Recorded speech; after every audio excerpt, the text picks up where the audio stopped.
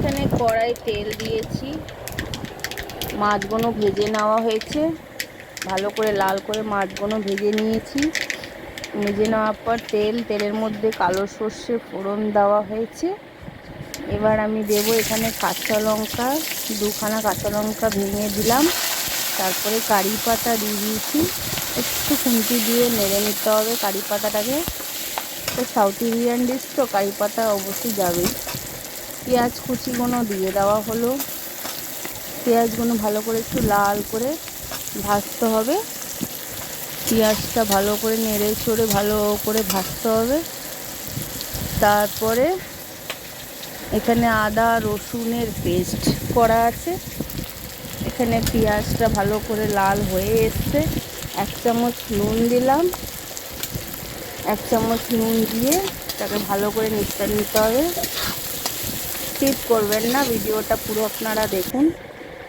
এখানে মিক্সিতে টক দই নিয়েছি, ভালো করে হয়ে গেছে লাল। আদা রসুনের পেস্টটা দিয়ে দিলাম।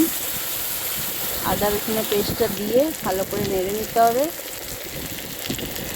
এখানে 1 চামচ লঙ্কার গুঁড়ো, জিরের গুঁড়ো দিলাম, 1 চামচ নুন দিলাম। দেওয়ার পরে ভালো করে নেড়ে চেড়ে নিতে হবে। জল দিতে হবে অল্প।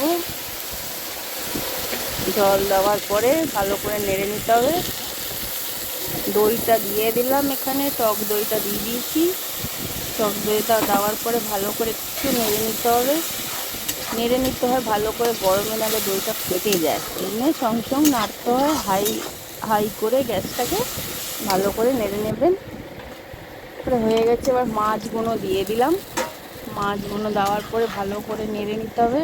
তার মধ্যে জুসটা ঢুকে যাবে ভালো করে।